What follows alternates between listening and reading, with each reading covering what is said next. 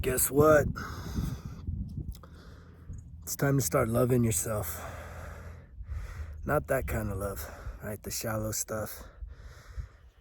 It's really time to start getting to the depths of loving yourself.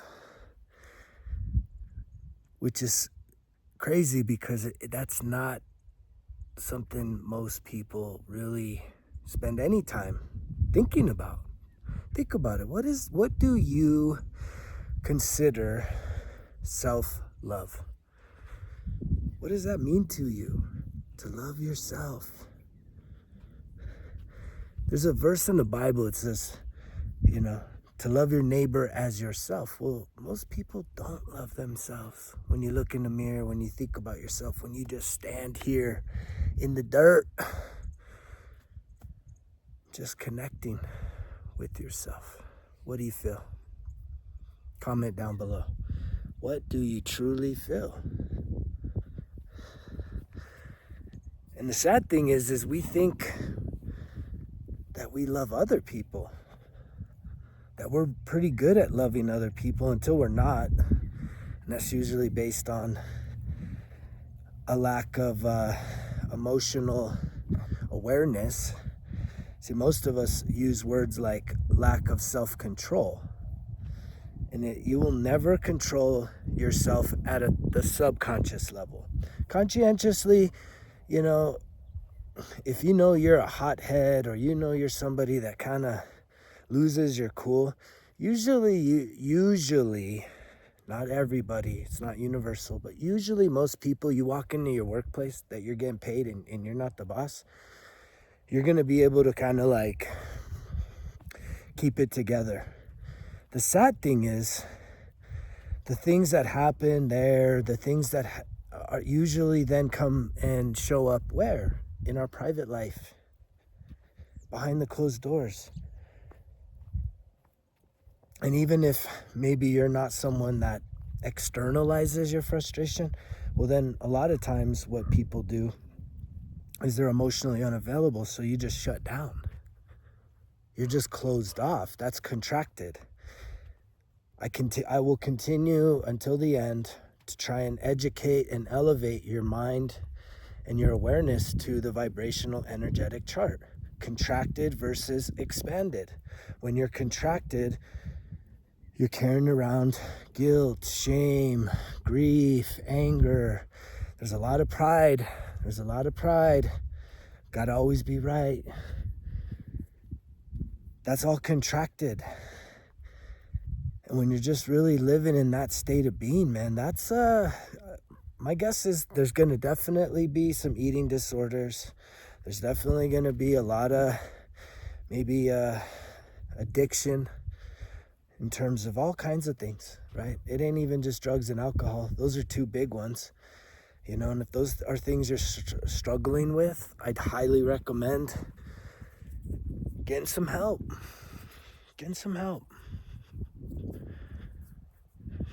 I mean, I had to hit rock bottom 13 years ago. And it wasn't even just the first one, You're listening to a guy that got his first DWI at, I think I was 19, 20. I had just come off my first deployment in the military, and I was back home in New Mexico during what we call the fiesta season, which means partying. It's a part of our culture, And I rolled a brand new Jeep Wrangler on a dead man's turn. That motherfucker rolled, and I don't know how, but it came back up. No one was wearing seatbelts. No one died. No one got ejected. Total divine protection. You'd have thought I would have learned my lesson. I didn't. I took it as kind of a slap on the wrist, and just kept on with my alcoholic ways. And that's a lot of, that's a part of the addiction process, which I could talk about, but that was first DWI. Second DWI, shit, man, was a total, I felt like it was a setup. It was just a bad, shitty sequence of events that happened where I do feel like I got kind of set up. I got a DWI in the parking lot, not even going to drive. I was actually calling for help to get a ride, but I was, gonna get in a fight with like a bunch of dudes. And they called the cops, and I got a DWI out of that thing, trying to leave the situation versus getting into a big ass fight. And that one left me angry, man. That DWI left me so fucking angry that I did get sober. But I got sober out of anger, which is, with a lot of people, it's like you're angry with yourself and you're carrying around that contractedness, that guilt. And so, you ever heard of that term, dry drunk? If you're someone that's going through a season of reflecting on, maybe reevaluating your addictions, your relationship with certain things. If you've ever been to an AA meeting, you'll go in there and there's a lot of people that are sober that push around, 1 year, 10 years, 20 years, but they're angry. They're real, they're not happy people. They're not fucking happy. So you know what they're called? Dry drunks. They're dry drunks, meaning they gave it up, but they never did the work. And that's what I'm talking about here. About just that it's a paradigm shift that's happening with us right now. Where it's like, just getting sober. When I got sober, when I finally hit the rock bottom where I got the domestic violence arrest, I was broken, man. I had a relapse after the second DWI. I went 3 years angry, dry drunk, angry at the industry, angry at myself, angry at all this shit.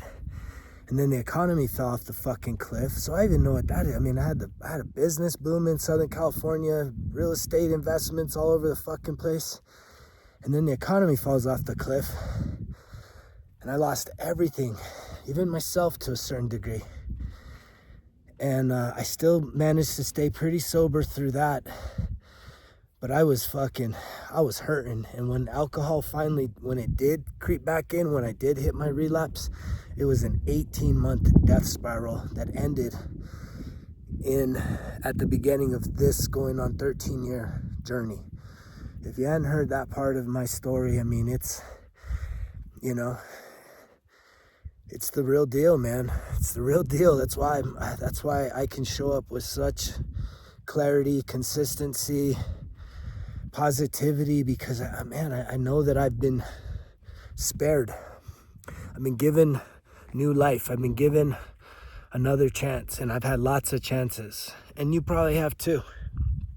But the old paradigm was, okay, get sober. And it's like, man, when I got sober, it didn't solve any of my fucking problems. What it did was it helped me to stop creating more problems. That doesn't mean I didn't have any more new problems, but the self-inflicted wounds, the self-sabotaging shit of being so down on myself, I at least kind of came back to my senses and really had to start assessing my situation.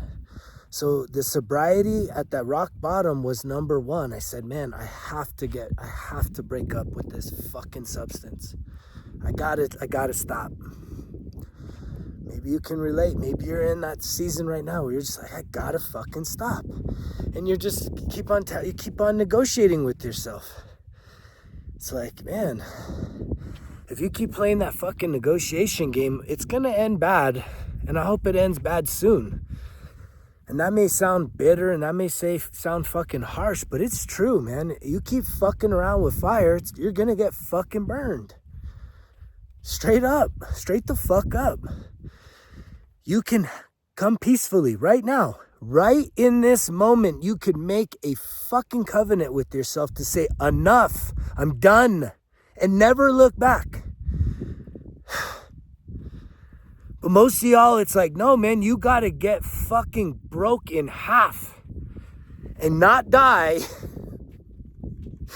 And finally say, okay, I'm done. I'm done running. I'm done fucking self-medicating. I'm done self-sabotaging. And it's like all you got to do is come to your senses and realize that all of this pain, all of this suffering, it's within you. It's in here. It's inside. It's not out there, man. I talked about yesterday, my pain ain't fucking over there in the bushes. The love of my life ain't over there in the bushes. It's right here. Everything you need is within you. Everything.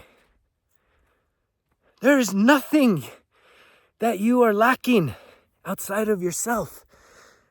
You want to feel more adored, more appreciated, more respected. You need to appreciate, respect, and adore yourself. What did I start with? Self-love. What the fuck does self-love mean? Quit fucking up yourself. Quit sabotaging yourself.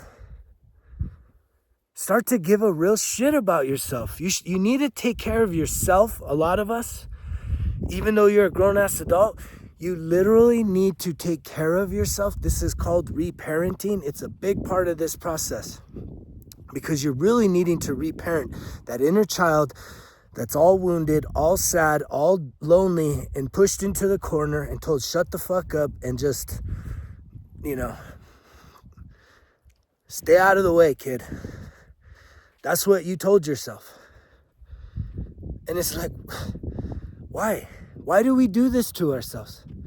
Why do we cause ourselves so much fucking anguish? You can come peacefully.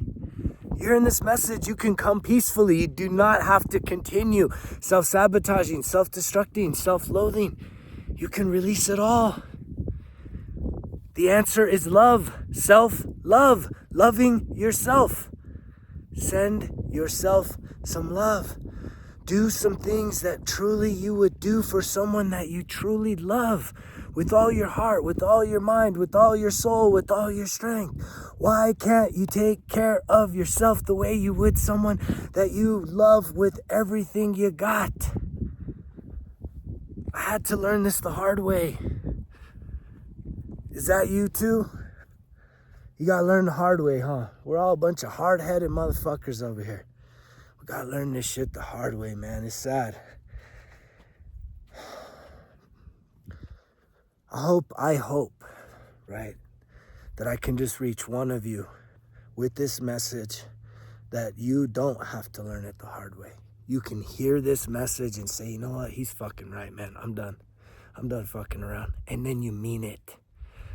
You mean it forever, for life. You keep going, right? You get fucking locked in. Quit doing that shit. Why do we abuse ourselves so much, man? It's all a mental game too. It's all mental. It's all right here, mental. Mental, emotional, spiritual, and then obviously physical. A lot of your ailments, a lot of the health issues you got, it's mental and emotional, right? You start working on those things, I guarantee you, you can turn back the clock. I guarantee you can heal yourself mentally. You don't need pills, you don't need doctors, you don't need none of that shit. This is all a mental game. Fuck, I'm so grateful for this spot, man. This is the best part of the day, right here. Just kicking my feet in the motherfucking beautiful sand. It's out here in New Mexico, but it feels like Laguna Beach. It's just connecting with the earth. This is self-care. This is self-love. This is saying that if 20 minutes ago I was feeling anxious, nervous, sad, overwhelmed, lonely, that no one can genuinely and authentically deal with those issues other than me dealing with them for myself. And you're the same way. That's the whole self-rescue. The self-rescue isn't like, this fucking Superman thing, busting in the door, saving the day. It's literally, self-rescue is literally saying, okay, you feel anxious. That means you're worried about what's the future. Get to the root of where does that come from? What is it in your story called life from the past, through eyes of compassion, what are the things that caused you to be afraid? If you're someone that's feeling depressed, you got to look at your story from the past with eyes of compassion, with a heart of understanding. Kick the judgment, the criticism aside. And the things in the past that are hurting you, you have to realize, what is the story you're telling yourself that makes it so hard to let go of something? Here's the thing, of something that's already gone. It's already gone. I'm sorry to tell you that, but it's already gone. Why won't you accept it? Why won't you give yourself permission to accept that it's gone and it's okay? That it being gone opens up this new opportunity. It creates a space for you to now allow for something new to come in. It's a part of this process. There can be no life without death. There's no death without life. It's just the symbiotic flow of our existence here. But your spirit don't die, right?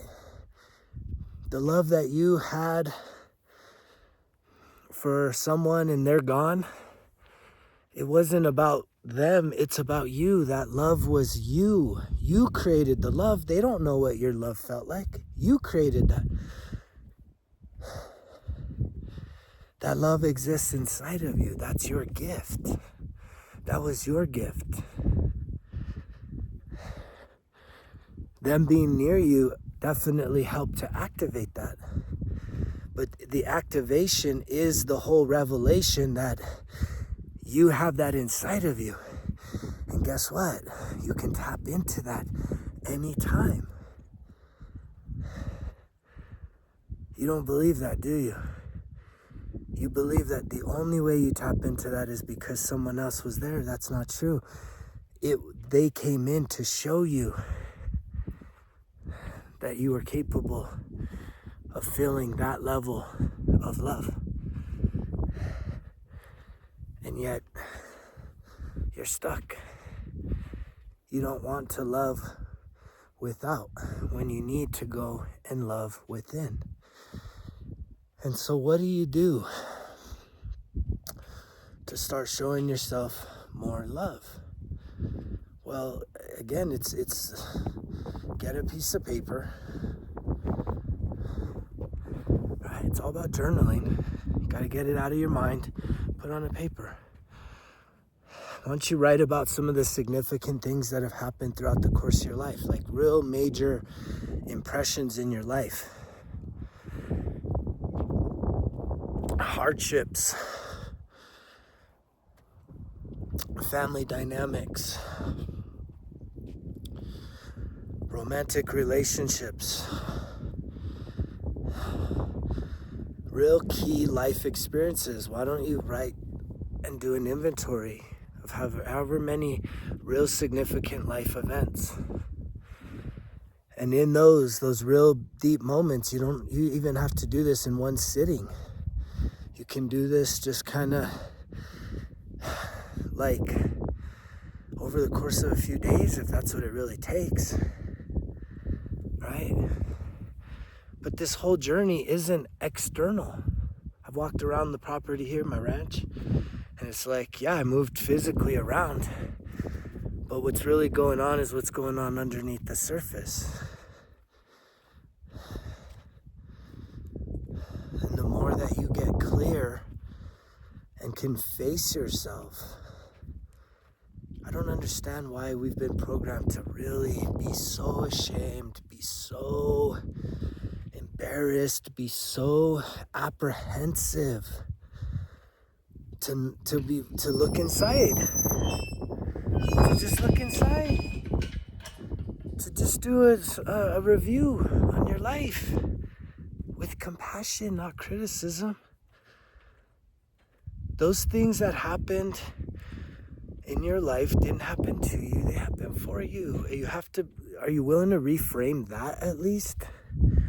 That all these significant things, one of the biggest setbacks in my life, and it happened on my birthday. I was, what year was that? I think it was my sophomore year of high school. And I was a pretty highly recruited athlete. I was playing football, outside linebacker, and I was already getting offer letters from major schools, Division I, and I was playing outside linebacker on the right side. The biggest guy on our team was the defensive end on the left side, and I went in on a blitz and got through the line of scrimmage. Quarterback was probably on a 7-step drop, and I wrapped him up, and then from my left side, our fucking biggest guy took both of us out. Our defensive end, he got through as well, and he popped out my fucking shoulder.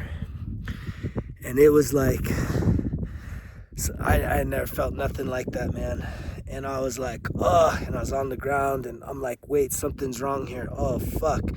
And I didn't even make a big scene of it and stay there and have the fucking paramedics. I'm like, what the fuck? And I get up and I'm running with my fucking shoulder all limp. And by the time I got back to the sideline, it fucking reset itself. But I was done.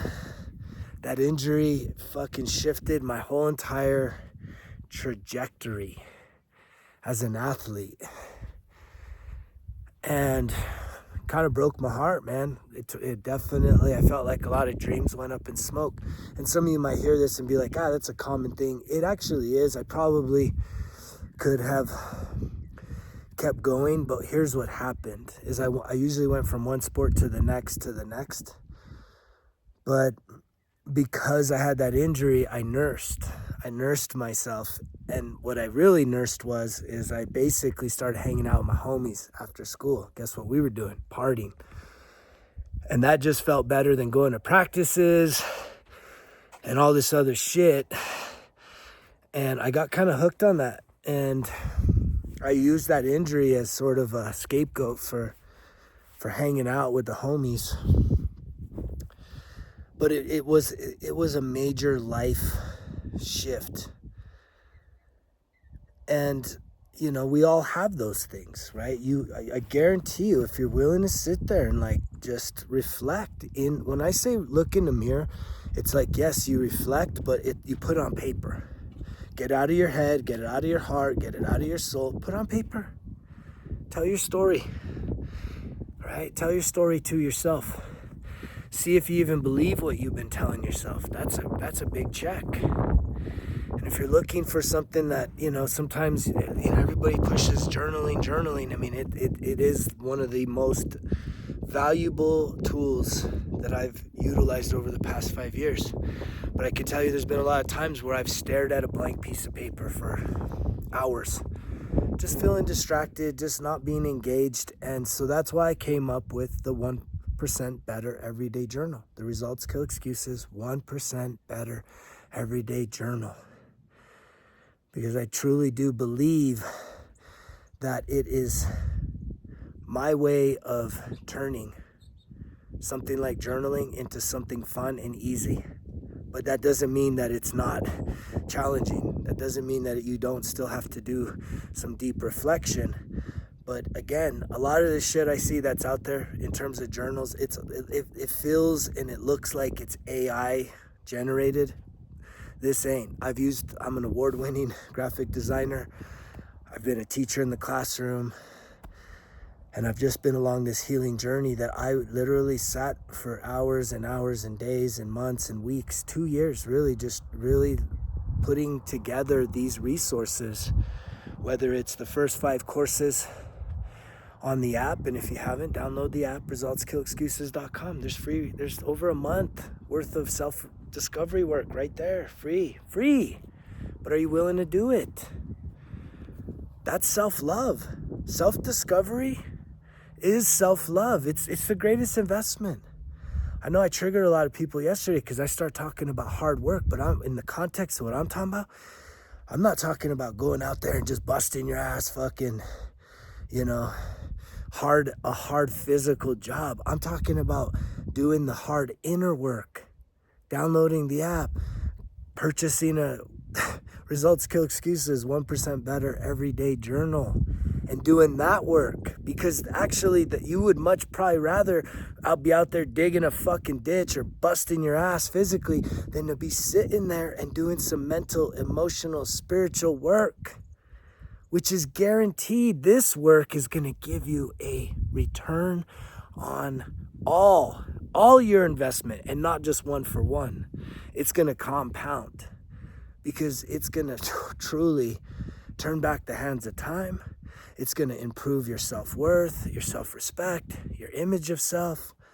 You're going to be able to heal and grow. And it's like dropping, if you've ever been on a long ruck with like a weighted pack or backpacking, I did a lot of that shit in the military. I still carry heavy packs around everywhere I go and on hikes. And it's like when you finally get to somewhere and you drop that pack, it's like, it feels so fucking good. And that's what so many of you are carrying around, is just this extra baggage from your past. And you need to learn how to let it go. And the way you do that is by writing it down, journaling. And that's what's so incredible about the 1% Better Everyday Journal, is it doesn't just have the journaling component. It also has a daily, weekly, monthly goal setter that I like to reframe from goals to saying what matters to you every day, every week, and every month. And on top of that, there is an incredible personal growth 5-phase program over the 91 days that takes you from self-sabotage to self-mastery, that has 35 coaching videos packed into the app, where you're doing the journal reflection work, but you also have me coaching and guiding you for 35 of those 91 days along that journey.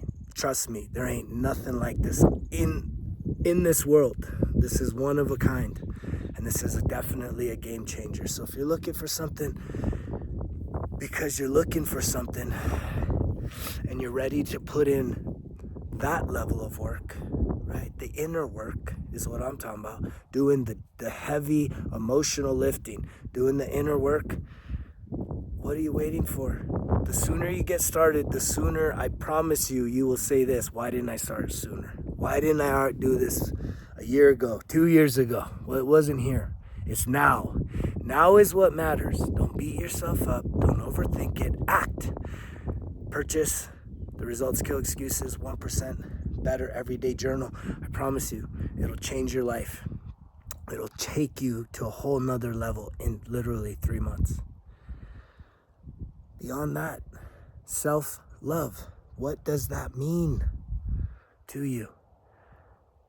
Do you think that by watching every single bowl game, all the playoffs, all the NFL, all the way through Super Bowl, you think you're going to feel like, man, I feel really good about myself. I'm really taking really good care of myself. I'm really showing myself a lot of love, cheering on all these others, getting emotionally high and emotionally low, watching the theatrics of sports and entertainment.